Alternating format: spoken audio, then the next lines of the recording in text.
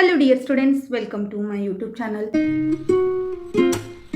ಇವತ್ತಿನ ಈ ವಿಡಿಯೋದಲ್ಲಿ 7ನೇ ತರಗತಿಯ ಹೊಸ ಪಠ್ಯಕ್ರಮದ ಗಣಿತದ ಮೊದಲನೇ ಅಧ್ಯಾಯವಾದ ನಮ್ಮ ಸುತ್ತಮುತ್ತಲಿನ ದೊಡ್ಡ ಸಂಖ್ಯೆಗಳು ಎಂಬ ಅಧ್ಯಾಯದ ಬಗ್ಗೆ ಕಲಿಯೋಣ. ಏನ್ರಿ ಇದು ನಮ್ಮ ಸುತ್ತಮುತ್ತಲಿನ ದೊಡ್ಡ ಸಂಖ್ಯೆಗಳು ಅಂದರೆ ನಮ್ಮ ದಿನನಿತ್ಯ ಜೀವನದಲ್ಲಿ ನಾವು ಬಳಸುವ ದೊಡ್ಡ ದೊಡ್ಡ ಸಂಖ್ಯೆಗಳನ್ನು ಸುಲಭವಾಗಿ ಅರ್ಥ ಮಾಡಿಕೊಳ್ಳಲು ಈ ಅಧ್ಯಾಯ ನಮಗೆ ಸಹಾಯ ಮಾಡುತ್ತೆ. ಇಲ್ಲಿ ನೋಡ್ರಿ, 1.1ರಲ್ಲಿ ಏನಿದೆ, 1,00,000 ವೈವಿಧ್ಯತೆಗಳು ಅಂತ ಐತಿ.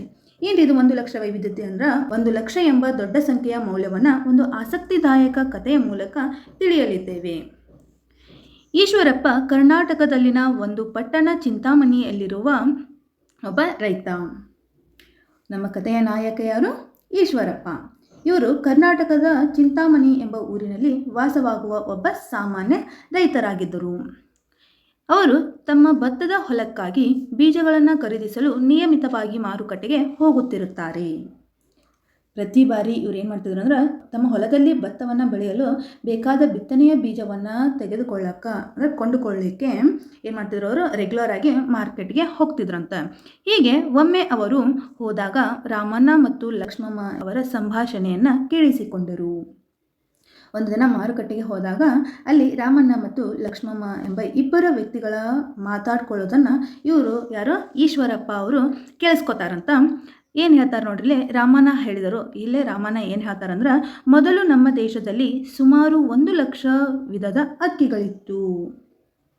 ರಾಮಣ್ಣ ಅವರು ಏನು ಹೇಳ್ತಾರಂದ್ರೆ, ಹಳೆ ಕಾಲದಲ್ಲಿ ಅಂದ್ರೆ ಅವ್ರ ಕಾಲದಾಗ ಏನಿತ್ತು ಅಂದ್ರೆ ನಮ್ಮ ಭಾರತ ದೇಶದಲ್ಲಿ ಬರೋಬ್ಬರಿ 1,00,000ದಂತಹ ವಿವಿಧ ತರಹದ ಭತ್ತ ಅಥವಾ ಅಕ್ಕಿ ತಳಿಗಳು ಇದ್ವಂತ. ರೈತರು ವಿವಿಧ ರೀತಿಯ ಬೀಜಗಳನ್ನು ಸಂರಕ್ಷಿಸಿ ಅವುಗಳನ್ನು ಭತ್ತ ಬೆಳೆಯಲು ಬಳಸುತ್ತಿದ್ದರು. ಆ ಕಾಲದಾಗ ರೈತರು ಮಾರುಕಟ್ಟೆಯಿಂದ ಬೀಜವನ್ನು ತಗೋತಿರ್ಲಿಲ್ಲ. ಎಲ್ಲ ವಿಧದ ಬೀಜಗಳನ್ನು ತಾವೇ ಏನು ಮಾಡ್ತಿದ್ರು, ಸಂರಕ್ಷಿಸಿ ಬರುವ ವರ್ಷ ಅಂದರೆ ಬರುವಂಥ ಮುಂದಿನ ವರ್ಷ ಏನು ಮಾಡ್ತಿದ್ರು ಅಂದರೆ ಬಿತ್ತನೆಗೆ ಅದನ್ನು ಬಳಸ್ತಾ ಇದ್ರಂತ. ಈಗ ಕೆಲವು ವಿಧದ ಬೀಜಗಳಿವೆ. ಇಂದಿನ ಆಧುನಿಕ ದಿನಗಳಲ್ಲಿ ಲಕ್ಷಾಂತರ ತಳಿಗಳು ನಾಶವಾಗಿ ಕೇವಲ ಬೆರಳೆಣಿಕೆಯಷ್ಟು ವಿಧದ ತಳಿಗಳು ಉಳ್ಕೊಂಡದಾವು ಅಂತ. ಅದಕ್ಕಾಗಿ ರೈತರು ಏನು ಮಾಡ್ತಾರಂತ ಪ್ರತಿ ಬಾರಿ ಬೀಜಕ್ಕಾಗಿ ಏನು ಮಾಡ್ತಾರೆ, ಮಾರುಕಟ್ಟೆಗೆ ಹೋಗಬೇಕಾಗುತ್ತೆ ಅಂತಂದು ಈ ರಾಮಣ್ಣ ಏನು ಮಾಡ್ತಾರೆ, ಬೇಸರವನ್ನು ವ್ಯಕ್ತಪಡಿಸ್ತಾ ಇದ್ದಾನಂತಿಲ್ಲಿ. ನೆಕ್ಸ್ಟ್ ಪ್ಯಾರಾಗ್ರಾಫ್ನಲ್ಲಿ ಏನಿದೆ ನೋಡ್ರಿ, ಲಕ್ಷ್ಮಮ್ಮ ಹೇಳಿದರು, ನಮ್ಮ ಮನೆಯ ಬಳಿ ಒಂದು ಬೀಜದ ಬ್ಯಾಂಕ್ ಇದೆ. ಲಕ್ಷ್ಮಮ್ಮ ಏನು ಹೇಳ್ತಾರಂದ್ರೆ ಅವ್ರ ಮನೆ ಹತ್ರ ಒಂದು ಬೀಜದ ಬ್ಯಾಂಕ್ ಐತಿ ಅಂತ ಹೇಳ್ತಾರೆ. ಇದುವರೆಗೂ ಅವರು ಸುಮಾರು 100 ವಿಧದ ಸ್ಥಳೀಯ ಭತ್ತದ ಬೀಜಗಳನ್ನು ವಿವಿಧ ಸ್ಥಳಗಳಿಂದ ಸಂಗ್ರಹಿಸಿದ್ದಾರೆ. ನೀವು ಸಹ ಅಲ್ಲಿಂದ ಬೀಜಗಳನ್ನು ಕೊಳ್ಳಬಹುದು. ಅಂದರೆ ಆ ಬ್ಯಾಂಕಿನವರು ಬೇರೆ ಬೇರೆ ಕಡೆಯಿಂದ ಹುಡ್ಕೊಂಡು ನಮ್ಮ ನಾಡಿನ ಹಳೆಯ ತಳಿಯ ಸುಮಾರು 100 ತರಹದ ಅಂದರೆ 100 ವಿಧದ ಸ್ಥಳೀಯ ಭತ್ತದ ಬೀಜಗಳನ್ನು ತಂದು ಒಂದೆಡೆ ಏನು ಮಾಡ್ತಾರೆ, ಸಂಗ್ರಹಿಸಿರ್ತಾರಂತ. ಈಗಿನ ರೈತರು ಏನು ಮಾಡತ್ತಾರಂದ್ರೆ ಹೈಬ್ರಿಡ್ ಬೀಜವನ್ನು ಬಳಸ್ತಾ ಇದ್ದಾರೆ. ಅಂದರೆ ಹೈಬ್ರಿಡ್ ಬೀಜವನ್ನು ತೊಗೊಂಡೋಗಿ ಬಿತ್ತನೆಯನ್ನು ಮಾಡ್ತಾ ಇದ್ದಾರೆ. ಅದರ ಬದಲು ರೈತರು ಬೀಜದ ಬ್ಯಾಂಕ್ನಿಂದನ ಏನು ಮಾಡ್ಬೋದು ಅಂತ ಜವಾರಿ ಬೀಜಗಳನ್ನು ಖರೀದಿಸಬಹುದು ಅಂತ ಈ ಲಕ್ಕಮ್ಮ ಅವರು ಏನು ಮಾಡ್ತಾರೋ ಸಲಹೆಯನ್ನು ನೀಡ್ತಾರಂತ. ನೆಕ್ಸ್ಟ್ ಪ್ಯಾರಾಗ್ರಾಫ್ ಏನಿದೆ ನೋಡ್ರಿ, ನೀವು ಈ ಮೊದಲು ಲಕ್ಷ ಪದವನ್ನು ಕೇಳಿರಬಹುದು. 1,00,000 ಎಷ್ಟು ದೊಡ್ಡದು ಎಂಬುದು ನಿಮಗೆ ತಿಳಿದಿದೆಯೇ? ಅದನ್ನು ಕಂಡುಹಿಡಿಯೋಣ. ನೀವು ಈಗಾಗಲೇ 1,00,000 ಅನ್ನೋ ಮಾತನ್ನು ಯಾರಿಂದ್ರಾದರೂ ಕೇಳೇ ಇರ್ತೀರ, ಹೌದಾ? ಆದ್ರೆ ಗಣಿತದ ದೃಷ್ಟಿಯಲ್ಲಿ ಆ ಸಂಖ್ಯೆ ಎಷ್ಟು ದೊಡ್ಡದು ಅಂತ ನಮಗೆ ಅಂದಾಜು ಐತೆ? ಬನ್ನಿ ಅದೀಗ ಮುಂದಿನ ಸಾಲುಗಳ ಮೂಲಕ ಲೆಕ್ಕ ಹಾಕಿ ತಿಳಿಯೋಣ. ಈಶ್ವರಪ್ಪ ಈ ಘಟನೆಯನ್ನು ತಮ್ಮ ಮಗಳು ರೋಕ್ಸಿ ಹಾಗೂ ಮಗ ಇಷ್ಟುವಿನೊಂದಿಗೆ ಹಂಚಿಕೊಂಡರು. ಮಾರುಕಟ್ಟೆಯಲ್ಲಿ ಕೇಳಿದ ಈ ಇಂಟ್ರೆಸ್ಟಿಂಗ್ ವಿಷಯವನ್ನು ರೈತ ಮನೆಗೆ ಬಂದು ಅವರ ಮಗಳು ರೋಕ್ಸಿ ಮತ್ತು ಮಗ ಇಷ್ಟುವಿನೊಂದಿಗೆ ಈ ವಿಷಯವನ್ನು ಹಂಚ್ಕೊಳ್ತಾರಂತ. ಏನು ಹಂಚ್ಕೊಳ್ತಾರೆ ನೋಡ್ರಿ, ಈ ದೇಶದಲ್ಲಿ 1,00,000ದಷ್ಟು ಭತ್ತದ ವಿಧಗಳಿರುವ ಬಗ್ಗೆ ಇಷ್ಟುವಿಗೆ ಆಶ್ಚರ್ಯವಾಯಿತು. ಇಷ್ಟು ಅನ್ನೋರು ಯಾರು? ಇಷ್ಟು ಅನ್ನೋವ ಮಗ ಆಗಿರ್ತಾನ, ಮಗಳು ರಾಕ್ಸಿ. ಈ ಇಷ್ಟು ಅನ್ನೋನಿಗೆ ಏನಾಗುತ್ತಂದ್ರೆ 1,00,000ದಷ್ಟು ಭತ್ತದ ವಿಧಗಳದವ ಅಂತಂದು ಆಶ್ಚರ್ಯವನ್ನು ವ್ಯಕ್ತಪಡಿಸ್ತಾನಂತ. 1,00,000 ಇದುವರೆಗೂ ನಾನು ಕೇವಲ 3 ವಿಧದ ರುಚಿಗಳನ್ನಷ್ಟೇ ನೋಡಿರುವೆ.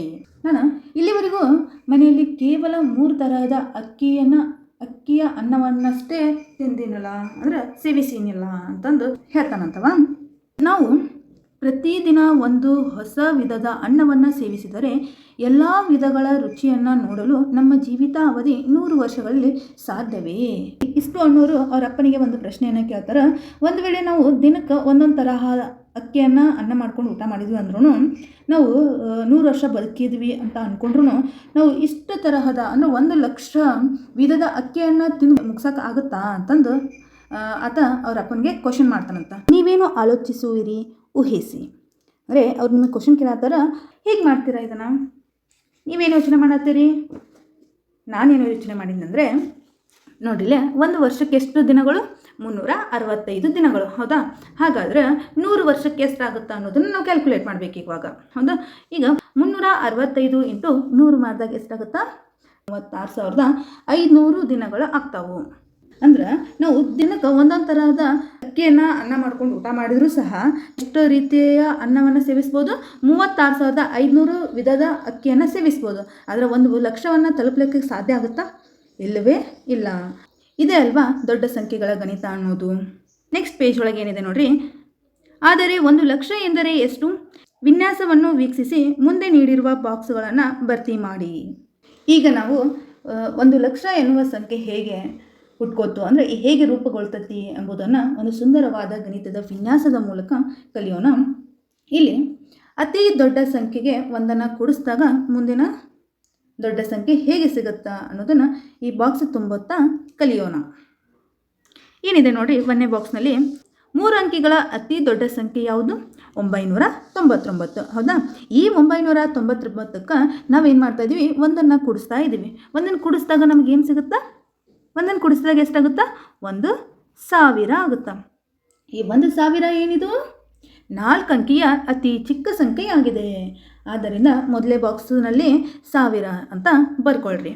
ನೆಕ್ಸ್ಟ್ ಏನು ಹೇಳಿದ್ದಾರೆ ನೋಡ್ರಿ, 3ನೇ ಬಾಕ್ಸ್ನಲ್ಲಿ ಏನು ಕೊಟ್ಟಿದ್ದಾರೆ ಅಂದರೆ 4 ಅಂಕಿಗಳ ಅತಿ ದೊಡ್ಡ ಸಂಖ್ಯೆ ಯಾವುದು? ಯಾವುದ್ರಿ 4 ಅಂಕಿಯ ಅತಿ ದೊಡ್ಡ ಸಂಖ್ಯೆ? 9,999. 4 ಅಂಕಿ ಅದು, ಇದು 1 ಅಂಕಿ, ಇದು 2ನೇ ಅಂಕಿ, 3ನೇ ಅಂಕಿ, 4ನೇ ಅಂಕಿ, ಅಂದರೆ ಒಟ್ಟು 4 ಅಂಕಿಗಳದು. 9,999. ಈ 9,999ಕ್ಕೆ ಒಂದನ್ನು ಕೂಡಿಸಿದ್ರೆ ನಮಗೆ ಏನು ಸಿಗುತ್ತೆ? 10,000 ಸಿಗುತ್ತಾ, ಹೌದಾ? ಈ 10,000 ಏನು? 5 ಅಂಕಿಯ ಅತಿ ಚಿಕ್ಕ ಸಂಖ್ಯೆಯಾಗಿದೆ. ಆದ್ದರಿಂದ ಈ 4ನೇ ಬಾಕ್ಸ್ನಲ್ಲಿ ನಾವೇನು ಬರೆಯೋಣ? 10,000. ನೆಕ್ಸ್ಟ್ ಬಾಕ್ಸ್ನಾಗ ಏನು ಕೊಟ್ಟಿದ್ದಾರೆ ನೋಡಿ, 5 ಅಂಕಿಗಳ ಅತಿ ದೊಡ್ಡ ಸಂಖ್ಯೆ ಯಾವುದು? ಯಾವುದ್ರಿ 5 ಅಂಕಿಯ ಅತಿ ದೊಡ್ಡ ಸಂಖ್ಯೆ ಯಾವುದು? 99,999, ಹೌದಾ? ಇದಕ್ಕೆ ನಾವು 1 ಕೂಡಿಸಿದಾಗ ಎಷ್ಟು ಬಂತು? 1,00,000 ಬರುತ್ತಾ, ಹೌದಾ? ಇದು 1,00,000 ಅನ್ನೋದೇನು? 6 ಅಂಕಿಯ ಅತಿ ಚಿಕ್ಕ ಸಂಖ್ಯೆ ಆಗೈತಿ. ಇಲ್ಲೊಂದು ಸಂಖ್ಯೆಯನ್ನು ಕೊಟ್ಟಿದ್ದಾರೆ ನೋಡ್ರಿ. ಈ ಸಂಖ್ಯೆಯನ್ನು ನಾವು ಏನಂತ ಓದ್ತೀವಿ? 1,00,000 ಅಂತ ಓದ್ತೀವಿ. ನೆಕ್ಸ್ಟ್ ನಮಗೇನು ಕೊಟ್ಟಿದ್ದಾರೆ? ಸಂಖ್ಯೆಗಳ ಸರಣಿಯನ್ನು ಕೊಟ್ಟಿದ್ದಾರೆ, ಅಂದರೆ ನಂಬರ್ ಚೈನನ್ನು ಕೊಟ್ಟಿದ್ದಾರೆ. ಇಲ್ಲೇ ಏನು ಯಾವ ರೀತಿ ಕಾಣತೈತಿ ನಿಮಗಿದು? ಹಾವಿನ ಥರ ಕಾಣತೈತೆ. ಈ ಹಾವಿನ ಥರ ಇರುವ ಬಾಕ್ಸ್ಗಳನ್ನು ನಾವು ಒಂದೊಂದೇ ಸಂಖ್ಯೆಯನ್ನು ಹೆಚ್ಚಿಸುತ್ತಾ ತುಂಬಬೇಕು. ಬನ್ನಿ ಇಲ್ಲಿ ಬಾಣದ ಗುರುತಿನ ಪ್ರಕಾರ ತುಂಬೋಣ. ಇಲ್ಲೇನಿದೆ, ಮೊದಲೇ ಬಾಕ್ಸ್ನಲ್ಲಿ ಏನಿದೆ? 99,995 ಇದೆ. ಇದಕ್ಕೇನು ಮಾಡಿದ್ದಾರೆ ಅವರು? ಒಂದನ್ನು ಕೂಡಿಸಿದ್ದಾರೆ. ಒಂದನ್ನು ಕೂಡಿಸಿದಾಗ ಎಷ್ಟಾಗುತ್ತಾ? 99,996 ಆಗುತ್ತಾ? ಈ 99,996ಕ್ಕೆ 1 ಕೂಡಿಸಿದಾಗ ಎಷ್ಟಾಗುತ್ತಾ? 99,997 ಆಗುತ್ತಾ? ಈ 99,997ಕ್ಕೆ 1 ಕೂಡಿಸಿದಾಗ 99,998 ಆಗುತ್ತಾ? ಇದಕ್ಕೆ 1 ಕೂಡಿಸಿದ್ರೆ ಎಷ್ಟಾಗುತ್ತಾ? 99,999 ಆಗುತ್ತಾ? ಈ 99,999ಕ್ಕೆ 1 ಕೂಡಿಸಿದಾಗ 1,00,000. 1,00,000 ಅಂದರೆ ಎಷ್ಟು ಸೊನ್ನೆಗಳು ಬರ್ತಾವು? 5 ಸೊನ್ನೆಗಳು. ಈ 1,00,000ಕ್ಕೆ 1 ಕೂಡಿಸಿದಾಗ 1,00,001. ಈ 1,00,001ಕ್ಕೆ ಮತ್ತೆ ಏನು ಮಾಡ್ಬೇಕು ನಾವು? 1 ಕೂಡಿಸ್ಬೇಕು. ಅವಾಗ ಎಷ್ಟಾಗುತ್ತಾ? 1,00,002. ಈ 1,00,002ಕ್ಕೆ 1 ಕೂಡಿಸಿದಾಗ 1,00,003. ಈ 1,00,003ಕ್ಕೆ ಮತ್ತೆ ಏನು ಮಾಡ್ಬೇಕು ನಾವು? 1 ಕೂಡಿಸ್ಬೇಕು. ಅವಾಗ ಎಷ್ಟಾಗುತ್ತಾ? 1,00,004. ಹಾಗಾದರೆ ಈ ಹಾವಿನ ತರಹ ಬಾಕ್ಸನ್ನು ನಾವು ಏನು ಮಾಡಿದ್ವಿ? ಈಗ ತುಂಬಿದ್ವಿ. ಇನ್ನು ಹೇಗೆ ತುಂಬಬೇಕು ಅನ್ನೋದು ಗೊತ್ತಾಯ್ತಲ್ಲ. ನಿಮಗೇನಾದರೂ ಇಲ್ಲಿವರೆಗೂ ಅರ್ಥ ಆಗಿದ್ರೆ ನಮ್ಮ ಚಾನಲ್ಗೆ ಒಂದು ಲೈಕ್ ಕೊಟ್ಟು ಸಬ್ಸ್ಕ್ರೈಬ್ ಮಾಡ್ಕೊಳ್ಳಿ. ನೆಕ್ಸ್ಟ್ ಪ್ಯಾರಾ ಏನಿದೆ ನೋಡ್ರಿ, ರಾಕ್ಸಿ ಮತ್ತು ಇಷ್ಟು ತಾನು ಪ್ರತಿದಿನ ಒಂದು ವಿಧದ ಅನ್ನವನ್ನು ಜೀವಮಾನವಿಡೀ ಸೇವಿಸಿದರೂ 1,00,000 ಸಮೀಪಕ್ಕೂ ಬರಲಾಗುವುದಿಲ್ಲ ಎಂಬುದನ್ನು ಕಂಡುಕೊಂಡರು. ರಾಕ್ಸಿ ಹೇಳುತ್ತಾಳೆ, ಪ್ರತಿದಿನ 2 ವಿಧದ ಅನ್ನವನ್ನು ಸೇವಿಸಿದರೆ ಹೇಗೆ ನಾವು 100 ವರ್ಷಗಳಲ್ಲಿ 1,00,000 ವಿಧದ ಅನ್ನವನ್ನು ಸೇವಿಸಬಹುದೇ? ರಾಕ್ಸಿ ಮತ್ತು ಇಷ್ಟು ಏನು ಮಾತಾಡತ್ತಾರಂದ್ರೆ, ಇವರು ಪ್ರತಿದಿನ ಒಂದೊಂದು ತರಹದ ಅನ್ನವನ್ನು ಸೇವಿಸಿದ್ರಂದ್ರೆ ಜೀವಮಾನವಿಡೀ ಸೇವ್ಸಕ್ಕೆ ಆಗಲ್ಲ, ಹೌದಾ? 100 ವರ್ಷ ಅಂದರೆ ಎಷ್ಟಾಗುತ್ತೆ? 36,500 ದಿನಗಳಾಗ್ತವೆ. ಇಷ್ಟರೊಳಗೆ ನಾವು 1,00,000 ವಿಧದ ಅನ್ನವನ್ನು ಸೇವಿಸಲಿಕ್ಕೆ ಆಗಲ್ಲ. ಅದಕ್ಕೆ ರಾಕ್ಸಿ ಏನು ಹೇಳ್ತಾಳಂದ್ರೆ, ಪ್ರತಿದಿನ 2 ಥರದ್ದು ಅಂದರೆ 2 ವಿಧದ ಅನ್ನವನ್ನು ಸೇವಿಸಿದ್ರಂದ್ರೆ 100 ವರ್ಷದಾಗ 1,00,000 ಅನ್ನವನ್ನು ಸೇವಿಸಬಹುದಾ ಅಂತ ಕ್ವಶನ್ ಕೇಳ್ತಾಳೆ.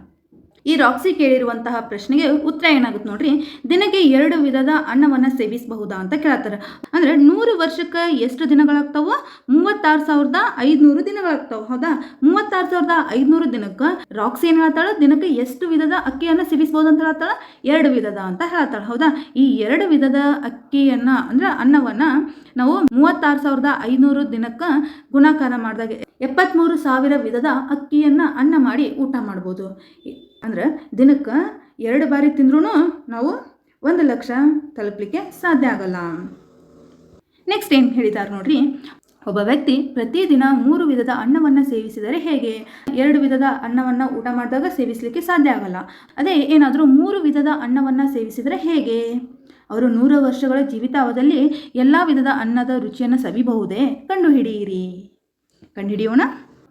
ನೀವೆಲ್ಲ ಕಂಡುಹಿಡಿದ್ರ? ನಾನು ಕಂಡುಹಿಡಿದೆ ನೋಡ್ರಿ. ದಿನಕ್ಕೆ 3 ವಿಧದ ಅಂತ ಹೇಳಿದ್ದಾರೆ. ದಿನಕ್ಕೆ ಏನು ಮಾಡ್ತಾರಂತ? 3 ವಿಧದ ಅನ್ನವನ್ನು ಊಟ ಮಾಡಿದಾಗ 1,00,000 ವಿವಿಧ ಅನ್ನವನ್ನು ನಾವು ಸೇವನೆ ಮಾಡಬಹುದಾ ಅಂತ ಕೇಳತ್ತಾರೆ, ಹೌದಾ? ಹಾಗಾದರೆ ಏನಾಗುತ್ತೆ ನೋಡ್ರಿ, 100 ವರ್ಷಕ್ಕೆ ಎಷ್ಟು ದಿನಗಳು?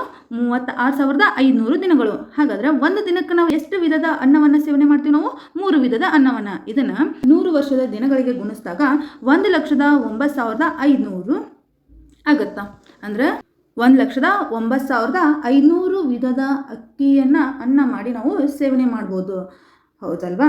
ದಿನಕ್ಕೆ 3 ಬಾರಿ ಬೇರೆ ಬೇರೆ ಅಕ್ಕಿಯನ್ನು ಅನ್ನ ಮಾಡಿ ತಿಂದಾಗ ಮಾತ್ರ ನಾವು 100 ವರ್ಷಗಳಲ್ಲಿ ಆ 1,00,000 ತಳಿಯ ರುಚಿಯನ್ನು ನೋಡೋಕ್ಕೆ ಸಾಧ್ಯ ಆಗುತ್ತೆ. ನೆಕ್ಸ್ಟ್ 3ನೇ ಪುಟವನ್ನು ನೋಡ್ರಿ. ಇಲ್ಲಿ ಇಷ್ಟು ಹೇಳಿದನು.